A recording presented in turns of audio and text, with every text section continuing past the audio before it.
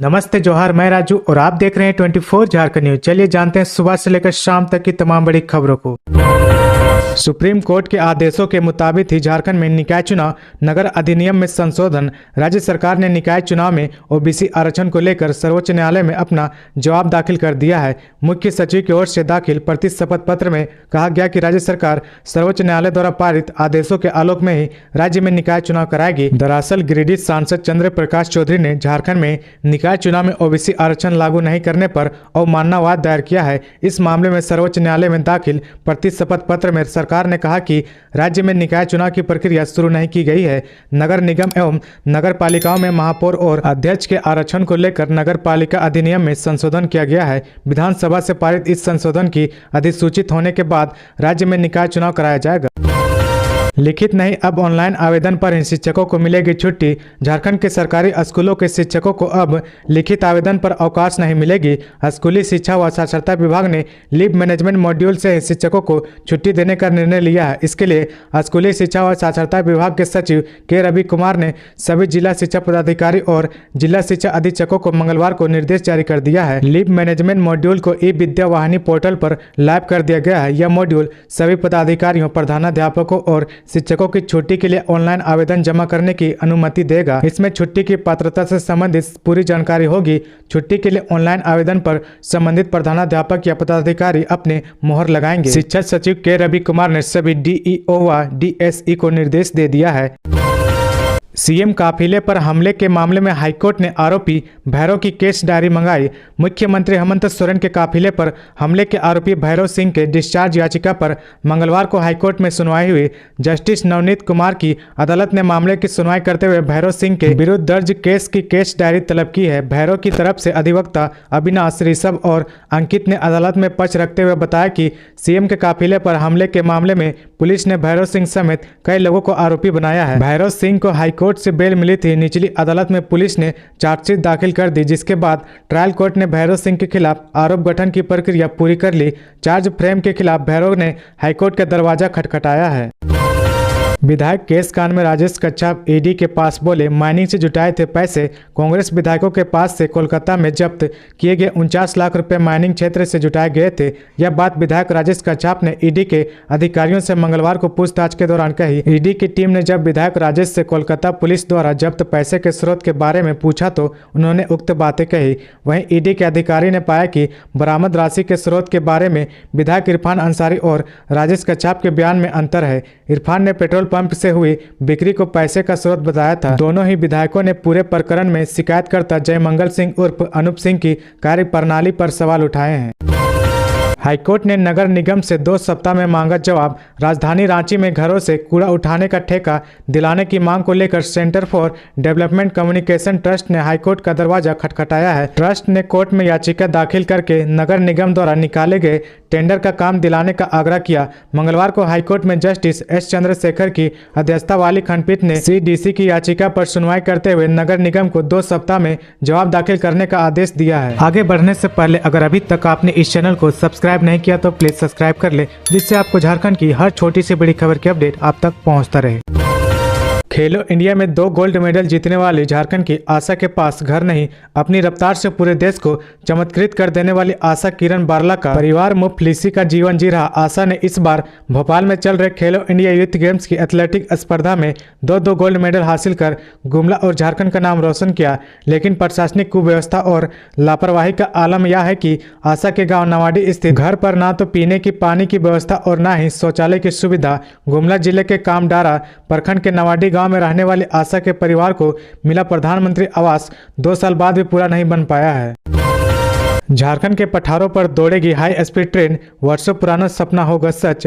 झारखंड के पठारी इलाकों में हाई स्पीड ट्रेन चलाने का सपना सच होगा। जल्द ही यहां हाई स्पीड ट्रेनें दौड़ेगी। 2023-24 के आम बजट में राज्य में रेल कार्यों के लिए जो प्रावधान किए गए उसमें हाई स्पीड ट्रेनों की रफ्तार व इसके कॉरिडोर पर फोकस किया गया। रेलवे अधिकारियों का भी कहना है कि बजटीय राशि से यहाँ ऐसी ट्रेनें चलाने की योजना का रास्ता साफ हो गया है। नई लाइन बिछाने, डबलिंग कार्य करने, गेज रूपांतरण को लेकर पूरे झारखंड में 36 रेल परियोजनाएं चलेगी। ये योजनाएं रांची, धनबाद और चक्रधरपुर रेल मंडल में चलेगी। इसके तहत 2906 किलोमीटर रेल लाइन का काम होगा। बजट में इसके लिए 43,957 करोड़ रुपए का प्रावधान किया गया है। हजारीबाग में जंगली हाथियों का आतंक, 4 को कुचला, 2 की मौत, लोगों ने किया सड़क जाम। हजारीबाग में जंगली हाथियों का आतंक देखने को मिल रहा, जिससे पूरा शहर में दहशत है। दरअसल हाथियों के झुंड ने देर रात खीरगांव अंतर्गत 4 लोगों को कुचल डाला, जिसमें 2 की मौत हो गई, जबकि 2 लोगों की हालत गंभीर है। घायलों को इलाज के लिए अस्पताल में भर्ती कराया गया, जहां दोनों की हालत गंभीर बनी हुई है। जानकारी के अनुसार खीरगांव निवासी दामोदर साहु और बाबू साहु को हाथियों ने कुचल दिया था, जिससे दोनों की मौके पर ही मौत हो गई। वहीं शहर के दूसरे मोहल्ला कुम्हार टोली में भी एक महिला रिंकी कुमारी को हाथी ने पटक दिया, जिससे वह गंभीर रूप से घायल हो गई। उसे इलाज के लिए रांची रेफर कर दिया गया, जबकि बड़का गांव की खुशबू कुमारी को भी हाथी ने कुचला।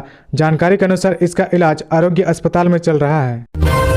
चाईबासा में नक्सलियों के आईईडी ब्लास्ट से फिर सीआरपीएफ जवान जख्मी। मिसिर बेसरा की गिरफ्तारी के लिए चल रहा ऑपरेशन।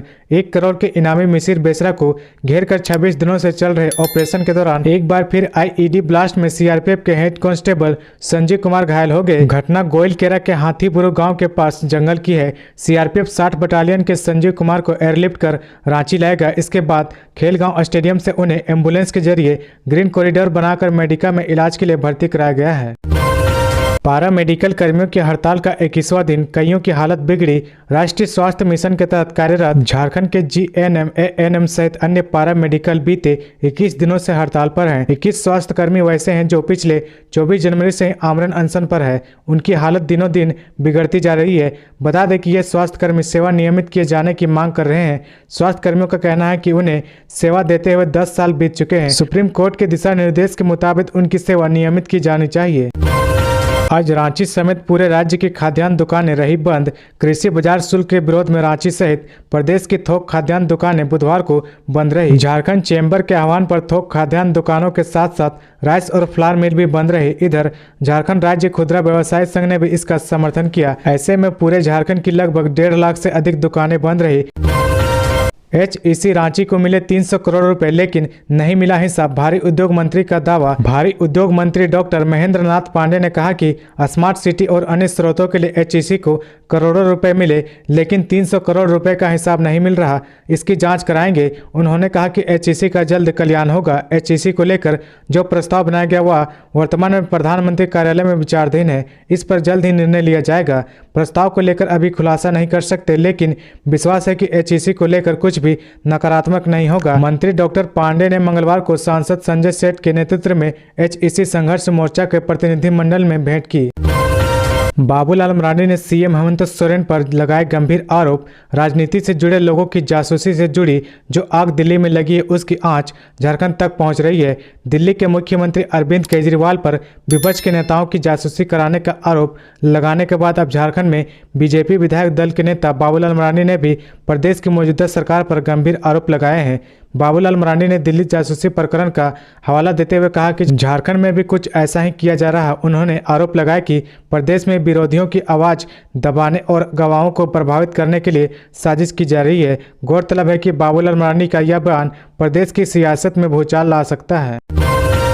अमृत भारत स्टेशन के तहत झारखंड के 57 स्टेशनों को किया जाएगा विकसित। केंद्रीय रेल बजट में अमृत भारत स्टेशन के तहत राज्य के 57 स्टेशनों को विकसित किया जाएगा। सभी चयनित रेलवे स्टेशनों में फुट ओवरब्रिज, रिटायनिंग रूम, शौचालय, foot plaza, water purifier, accelerator, lift, दिव्यांगों के लिए सीढ़ी, बड़ी पार्किंग और रेलवे स्टेशनों के आसपास सौंदर्यीकरण का काम कराया जाएगा। लोहरदगा के आयुष ने बढ़ाया जिले का नाम। जेईई मेंस में अधिक अंक लाकर बने झारखंड टॉपर। एनटीए ने सोमवार को देर रात जेईई मेंस जनवरी सत्र के पेपर 1 का रिजल्ट जारी कर दिया। इसमें डोरंडा रांची के आयुष कुमार ने 99.99 परसेंटाइल हासिल कर झारखंड टॉपर बने। जेईई मेंस जनवरी सत्र के झारखंड टॉपर आयुष कुमार सिंह ने कहा कि सफलता के लिए नियमित पढ़ाई जरूरी है। इस दौरान किस विषय को कम और ज्यादा समय देना यह खुद तय करना होगा। अमृतसर के स्वर्ण मंदिर में पत्नी संग माथा टेके सीएम हेमंत सोरेन। झारखंड के मुख्यमंत्री हेमंत सोरेन अमृतसर स्थित स्वर्ण मंदिर में पत्नी संग माथा टेका। इस दौरान राज्यवासियों की सुख, शांति, समृद्धि और स्वास्थ्य जीवन की कामना। तो ये थी आज की झारखंड की टॉप बड़ी खबरें। इसी तरह झारखंड की हर छोटी सी बड़ी खबर देखने के लिए आप हमारे चैनल 24 झारखंड न्यूज को सब्सक्राइब करके बेल आइकन प्रेस कर ले, जिससे आपको झारखंड की हर छोटी सी बड़ी खबर की अपडेट आप तक पहुंचता रहे। तो आज के लिए बस इतना ही। हमें दीजिए इजाजत, फिर मिलते हैं नेक्स्ट न्यूज में।